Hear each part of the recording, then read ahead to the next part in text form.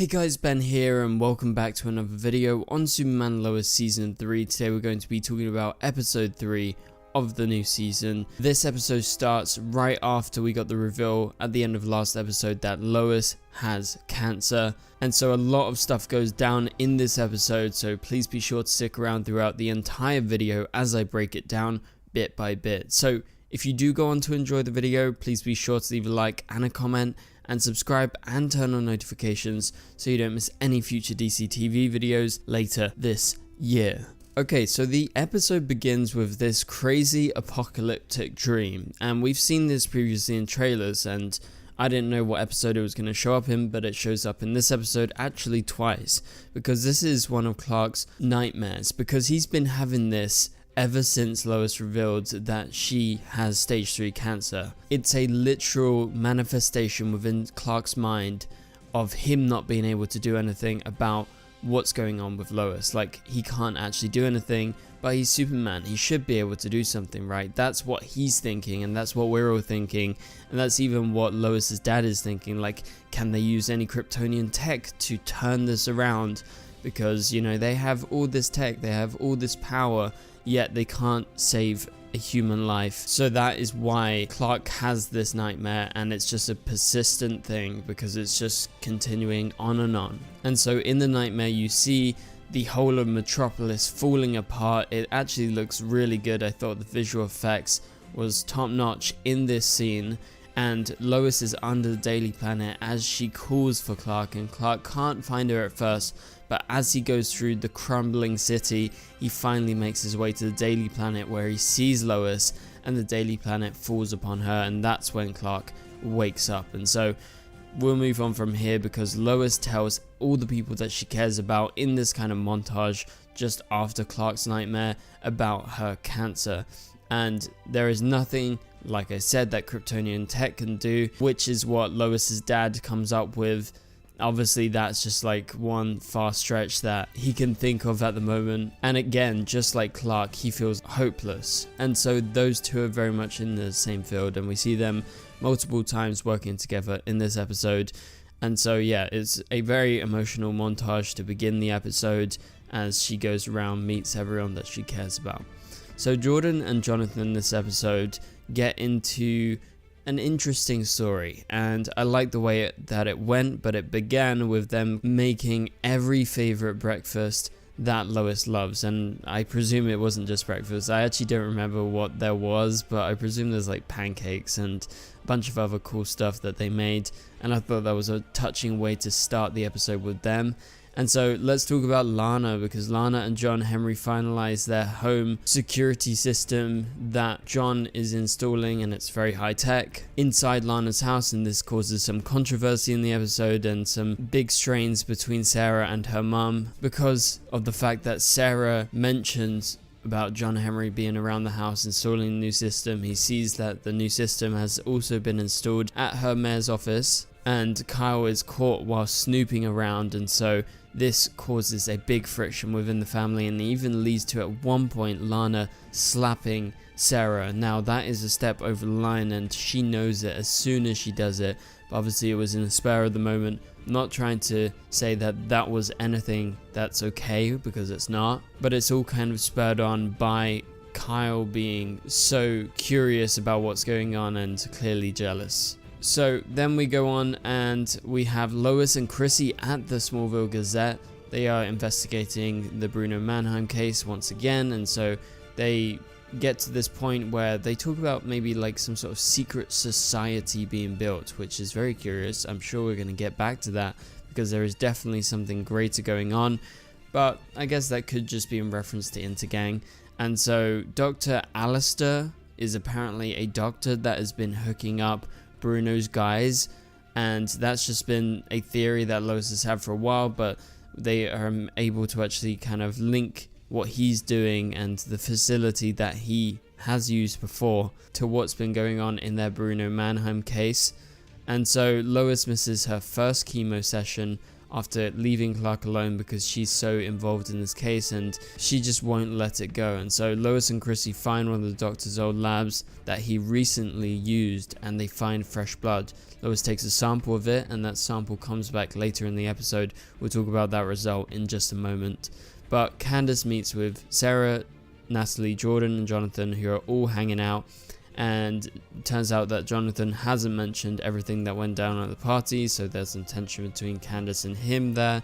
And I have to mention, the new Jonathan acts way more chill than the old one. I'm still kind of getting used to him. I do like this new Jonathan, but I just wanted to point out that I saw a difference, and I have been seeing a difference the last few episodes between the way that the old Jonathan acted compared to this Jonathan. I think this Jonathan is kind of more chill.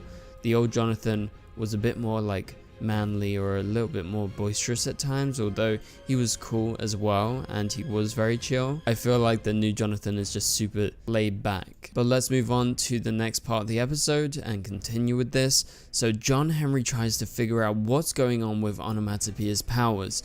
We don't actually get anything else in regards to answers to do with this, but it's interesting that he has got the footage from the mayor's office and he's been analyzing it. He's trying to figure out what exactly is up with Onomatopoeia and why did they attack him. And so it's also at that point then John is interrupted by Natalie, who wants to give Lois her mum's watch, and obviously Lois is her mum but from their own earth. This causes some tension between Natalie and John because Natalie wants to give it because she thinks it would be a great touching gift, but John is kind of stuck in his own ways, especially because he is still separating their Lois to our Lois. It's something that he's been struggling with for a long time, and I think they're just revisiting that again. And so Clark has that same nightmare that he had right at the start of the episode once again, and this is after Lois had missed her chemo already and he's still not been able to do anything about it, and so he's kind of just in this same kind of cycle. And so they decide, yes, let's go to our rescheduled chemo session. So Clark and Lois goes, but Clark has to leave suddenly as he becomes aware of this mudslide happening in Nepal, so he has to fly all the way around the world to Asia and stop this mudslide from destroying people's lives. And so he trusts Lois to stay there by herself and actually go into her chemo appointment, but it's not after long. After Lois starts kind of freaking out, you get all these shots like from all these canted angles, and I really liked what they did in this kind of mini montage showing Lois very uncomfortable about being here. She's very nervous and it's evidently clear that she just wants to leave, and so she does leave and meets Chrissy after having a text because she somehow figures out that Chrissy has a lead and is on a stakeout.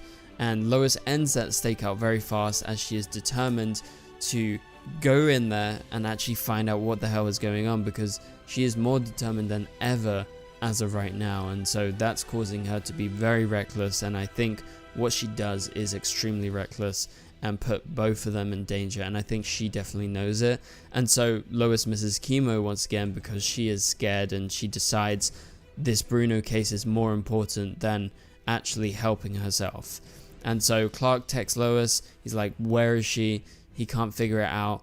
And so he also goes to General Lane and John Henry as they try and track her down, because as Lois convinces Chrissy to walk into the base, well, she doesn't really convince her, she literally just walks in and it kind of forces Chrissy to come in. And so they're in there, they're kind of investigating, they're like, what is this place? But then some guys come back in, and so they have to hide, and so they enter this room and it's a freezer full of blood bags. And you're like, what the hell is going on here? Well, in terms of the characters, we kind of know a little bit what's going on. We know Bruno is conducting experiments with this doctor that was previously mentioned in this episode, plus Onomatopoeia is involved in it. And so there is a big experiment going on, and I think that's clear by the blood bags, and that's what Lois and Chrissy have seen, and it's what they're going to take with them as they continue to investigate what's happening. But let's go back to Jonathan, because there is a lot more that happens with Jonathan in this episode, because Jonathan's truck is missing. And so Natalie, Jonathan and Jordan decide they're gonna get the van back, but it's not before Jonathan blames Candace's dad for stealing the car. And this is all after Jonathan has a mini confrontation with Candace's dad. It's a weird scene. You can tell something great is going on. We know that Candace's dad is like not the nicest person, and also he was an XK dealer, so he's clearly willing to do anything for a bit of money.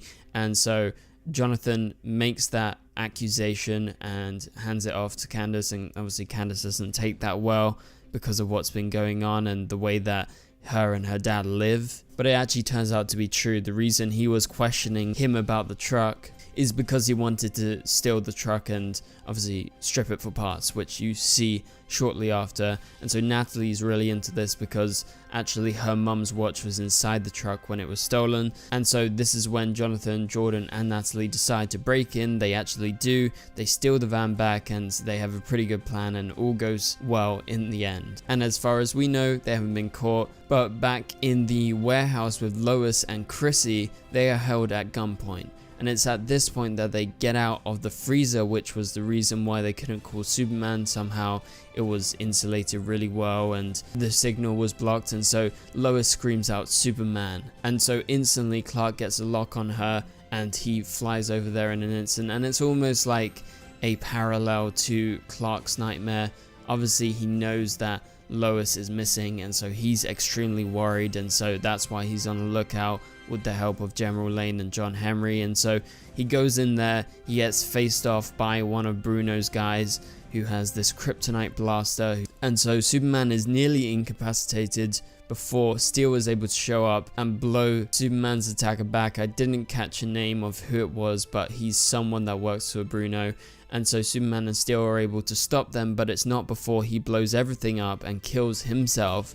And so all the evidence is destroyed. Obviously that is detrimental to what Lois and Chrissy want to prove, because there was a lot of evidence here. And so he says, you two are next. So what is he saying? Is Bruno going to actually go after Superman and Steel?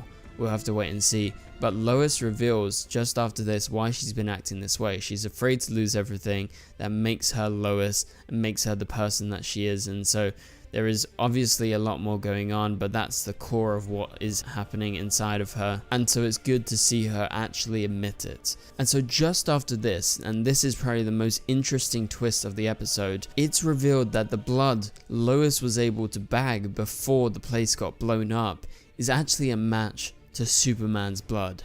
And so you're like, what the hell was happening? How did they get Superman's blood, number one? And what are they doing with Superman's blood? Well, you can only imagine. My mind goes one specific way.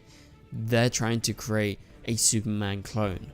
Is this the creation of Superboy? That is the main question, because we've said this before, we theorized about this. This could totally be happening now, considering this is Clark's blood and it's no one else's. And they haven't just taken Superman randomly and got him there. Somehow they've got a hold of his blood, which I have no idea how they've done, and they've definitely been experimenting on it. Why would it be fresh? Why would it be there? So this is really interesting. I can't wait to find out what exactly is going on, and we're going to get that in the next few episodes. A bit more detail about what Bruno is trying to properly do, and you can kind of get the gist, because you see they actually have Miller back. He is back alive. And so to the next step, he is in a water tank. And so this is just them pushing him even further with their tests. But despite, everything not going totally well, they're going to push forward with it. And so this was a great twist in the episode, because I was not expecting them to be teasing what I think they're teasing at this early point. And so the end of the episode has a few different scenes with various characters. Jonathan basically reveals to us that he's going to tell Candace the truth about something. Now, I'm not sure what that something is. It could be something personal, something to do with why he went to Metropolis, or, as I'm sure what you guys kind of presumed and I presumed, is he going to tell the truth about what his family truly is? That is going to be an interesting twist. I'm not sure if I'm rooting for him to reveal everything, but we'll have to wait and see. But the other ending scene is with Lana. She apologizes to Sarah about slapping her, And so then we go over to the diner where we have Kyle and Chrissy as they talk, but it's not before Sarah walks in, all distressed. Obviously she's gone through a lot in the day, and so Kyle was able to comfort her. So it's definitely going to cause a rift in their family due to what happened, but it's going to take them a long time. But I think everyone's going to come around at some point. And so the actual final scene of the episode is as everyone shows up at the Kent family farm in Smallville as Clark and Lois leave for chemo for real this time. And so as the Superman Lois theme plays, which I have to mention, I love hearing it every episode, and it's just so fitting. They really hit all the beats when it comes to including music with emotional scenes and great scenes like this. And so Clark says ready as they prepare to go to chemo and not ditch out this time. So I really like that everyone showed up. It was such a wholesome moment, and Natalie gave her mum's watch to Lois. Obviously that was very touching for Lois because it's a big move, and even John Henry comes around to it. He's realized that he's just scared for his friend, and obviously this is a tricky situation for him because losing Lois again would be a huge deal to both of them. And so that pretty much does it for this video, guys. Thank you guys so much for watching. Hopefully you enjoyed this episode. I really enjoyed it. It's definitely a 9 out of 10 episode. Once again, Superman and Lois smashing it this season.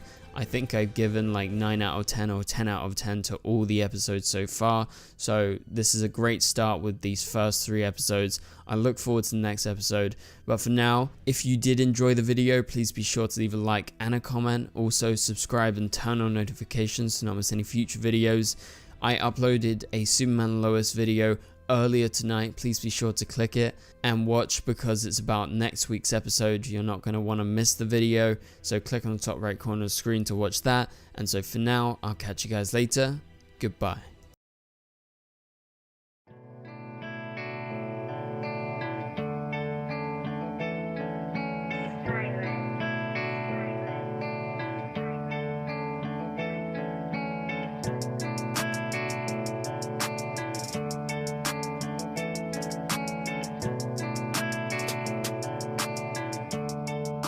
I see red.